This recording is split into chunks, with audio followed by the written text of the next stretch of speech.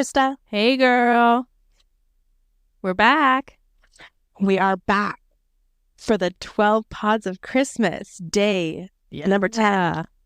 What are we chatting about today? We're going to do a fun one, I think. We're going to talk about the characters from The Office.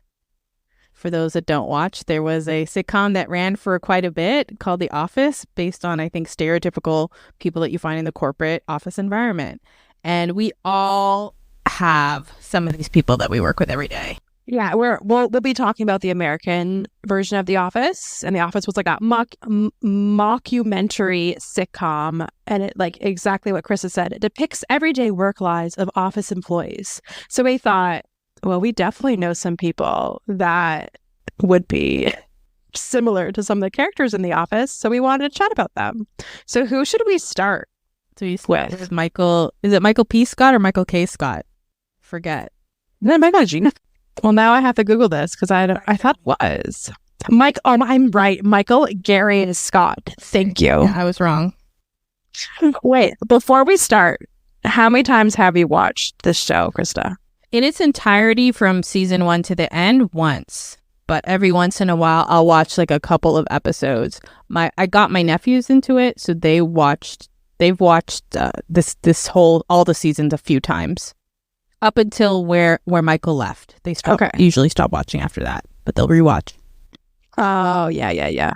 Good stuff. Yeah. It ran for quite a long time, I think from 2005 to 2013. So it ran a long time. So there's 9 seasons. So there's lots. Okay. So you want to start with Michael G. Scott. Yeah. Michael.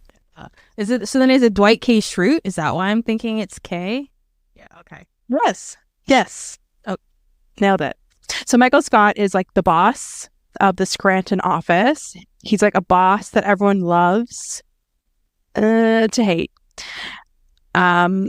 So have you worked with a Michael Scott before, Krista? I think so, but not like as a reporting relationship, more as like a peer.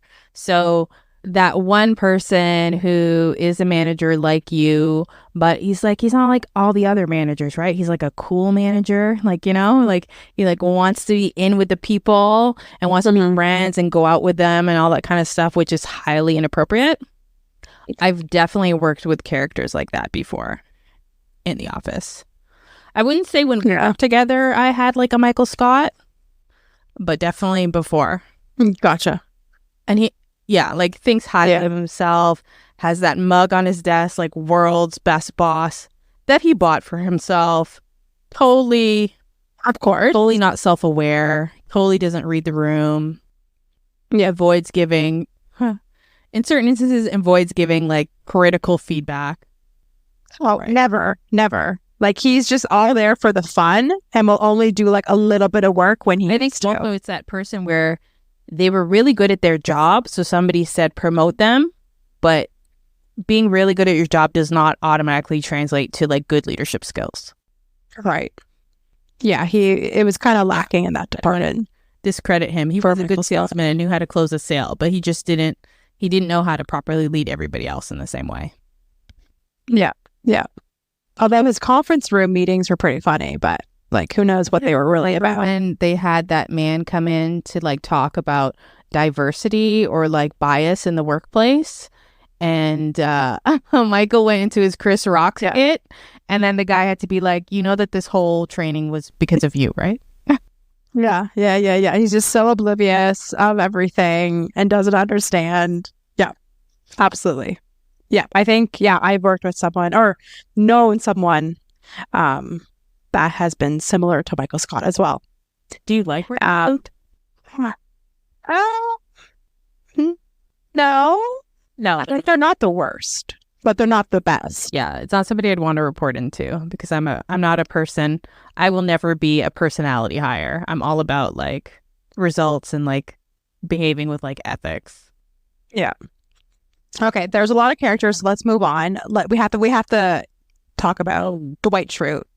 Was it assistant to the regional manager? So he is like the boss's pet. Like he is that person, and I feel like we all know, we've all worked with someone who has been the boss's pet. And not even the boss's pet. Like the boss's pet, like he thinks he's the boss's pet, and but in reality, he's not the boss's pet. Yeah, that's a good way of putting it. He considers himself right-hand man, but not because the boss wants him to be a right-hand man. He's the first one to raise his hand. He takes his job very seriously to border on the other side of like inappropriate, but not because he's not trying to do his work, but he's doing his work in a way that is almost like, I don't want to say unprofessional, but not socially correct. Like it's that one person that is all about like the robotic, I need to close the sale, I need to do the job, but the way that I'm going to communicate with people is completely inappropriate. Yeah. And doesn't understand why people would, take a work lunch or, leave work at 5 or take a sick day, like God forbid. Yeah, he's totally that type that's going to rub it in your face that if you actually want to like have work-life balance, you're basically a horrible person. Yeah. and always believes that he is right and he's the only one that's right, and everything should be like baptism by fire. Nobody should be trained. It should be innate. It definitely a person that wants to lead, but it definitely should never be allowed to lead anybody anywhere. Although he was the manager at the end. Spoiler. Is it a spoiler though? Well, for those that have never watched it, I will say when I did watch The Office, it wasn't running at the time. I started watching it when it was in reruns. Got it. That's funny. So then we should move on to the actual office pet that this is a guy who like stumbled into being office pet, I feel like. Like he didn't really care about the job, but he's what I call the personality hire, but not because he wants to be. It's that guy who kind of is like middle of the road performance, but for whatever reason, people still like him anyway. He can get away with murder. I know a guy exactly like this that I used to work with, where it's like this guy could fuck up, but people liked him anyway. The guy I knew also was extraordinarily tall, but it's just like Jim Halpert. Because at first I was like, are you talking about Ryan Howard? But I was like, okay, no. You're for sure talking about Jim Halpert. Got it. So you've worked with someone like him. Where it's like he didn't necessarily care about the job. He showed up to the job. He was definitely had a dry sense of humor and was sarcastic, but everybody loved him, gave him opportunities, but he wasn't any better than anybody else. But for whatever reason, he can just get away with doing what he's doing. Now, Jim eventually evolved as the seasons went on and became a little bit more responsible because he got older and had kids. But this guy's just a guy who gets by on luck and likability. Yeah. I think I know a few people that I've worked with that are like him too. Must be nice. Right? It's like, that will never be me. Do we move on to like his love interest, Pam, or no? Pam Beesly. Pam Beesly? I don't have much to say about Pam. Yeah, neither. She's that person in the office that you don't remember ever works there. She's just a nice girl, but if you're not like actively talking about her, she just comes across your radar. Like the wallpaper in the office, like the background. Right. Like an NPC. Right. Yeah. And I think one of her lines was like, I was just like, I took this job, but then I wanted to move on, but now it's been like 6 years and I'm still here. Jim was that way too. That's right. Right. Exactly. So, yeah, I feel like some people like the steady eddies. There are people that we worked with. Like, yeah, I think so. But she did, figure out what she wanted to do. And then kind of, she went to art school, didn't like that. But then she became a salesperson. Like she kind of tried to figure out what she wanted to do during her time at the office. And got away with it. I guess she's one of those people that kind of just does like the mediocre job, but still can like get away with kind of just moving around at her own pace. Like she had, I don't want to say that she wasn't like a hard worker or diligent. I'm not saying that doing reception or anything is not challenging, because it is. But that's a big jump from that to like going into sales. Yeah, for sure. Since we touched upon Ryan Howard, should we just quickly chat about Ryan Howard? Yeah, well, wasn't he like the intern and then he like almost burnt down the building? And Yeah, he's like, He's an MBA. didn't he get his MBA? That was the whole thing. MBA grad. Yeah. So he was like in lots of schooling, did lots of school for so many years, but thinks he's like a big shot, but like literally doesn't know anything. Like, how did he even get his job at corporate? I have no idea. Again, like, well, I think this had to do with Michael, right? So it's like if the boss likes you or in some way feels like inferior, like he has something to prove, he's like, oh, I want to get in with the cool guy. And we're kind of an archaic company and we're feeling pressure to like get with the new tech. So we need an MBA grad because for some reason with an MBA, that means that you can do everything. Because apparently they teach you like everything in the MBA program. Right. He also ended up like almost destroying that office because he over-reported on sales, right? So he got a really big promotion, was Michael's boss. Yeah. And then they realized all of his stuff was wrong. And then he was demoted into the closet. And I think that happens to every person that they overestimate their capability just based on an MBA. It's like they can't do the job and then all of the shit falls apart. Yeah. Yeah. Not that there's anything wrong. I'm just trying to think if I know somebody. Probably not, maybe not to that extent of Ryan Howard, but I probably know little bits. I would say throughout my career, maybe not now, but earlier in my career, working with someone who had the MBA, but that felt like that their position was beneath them because they had the MBA, right? They're like, I have an MBA, I should be a VP. Because that was kind of like the narrative. Right. You're like, you need an MBA to get a good job. And it's like, yeah, in the real world, they want you to have experience. Exactly. But Ryan Howard did talk the talk. Like he talked, he did, he knew what to say. He knew how to make Michael feel all warm and fuzzy. He obviously knew what to say in the corporate office when he got promoted into the big head office. But then things started to crumble when he actually didn't know what to do. Yeah. I think that's good career advice for people, though, is I think why Ryan learned how to talk the talk is that one of the big things they do in the MBA program is that they make you do presentations all the time. So if you get better at doing presentations, selling people and saying the right things, you too can be Ryan Howard in the office. That's funny. Do we want to hit on like maybe like two more like major players in the office? Oh my God. Who are we going to decide on?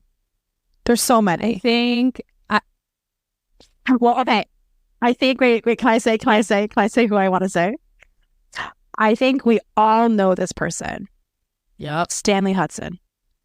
You know, that person who is literally watching the clock.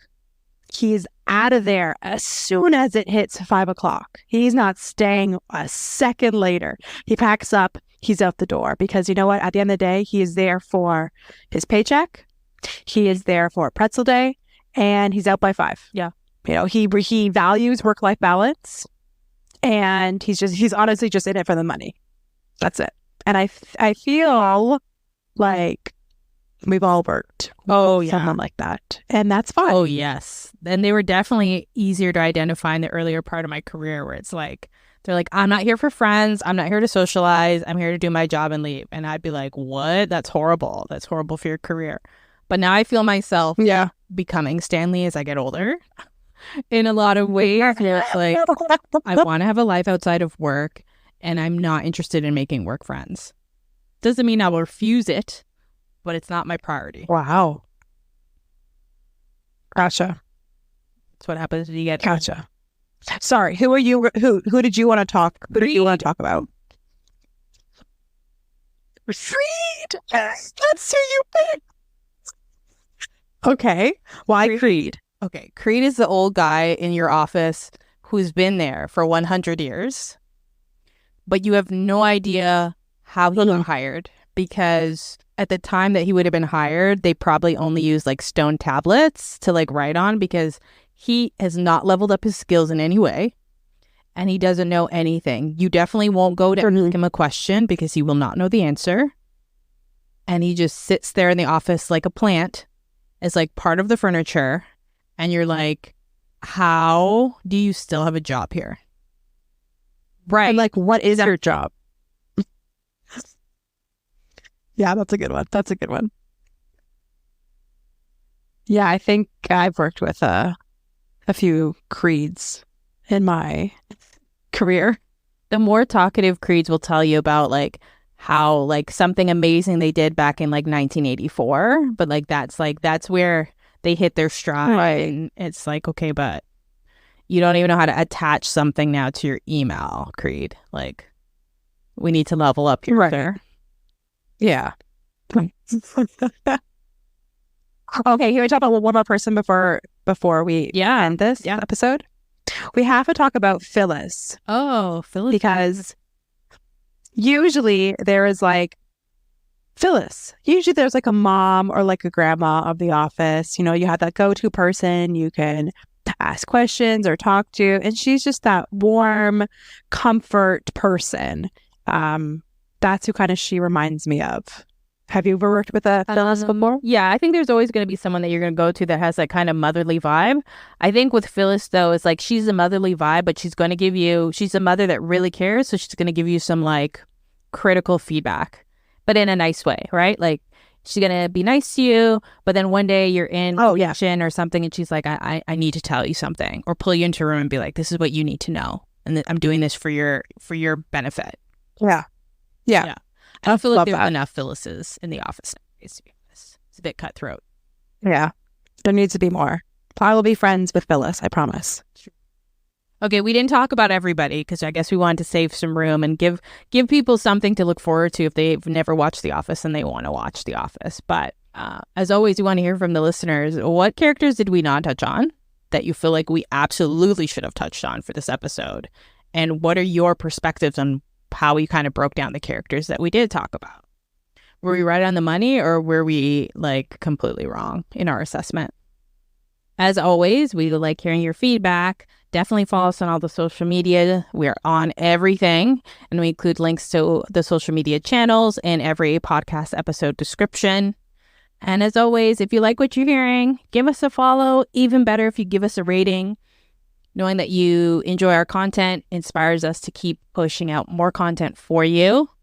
And you can always auto-download the episodes so they're ready to go whenever you're ready to listen to them.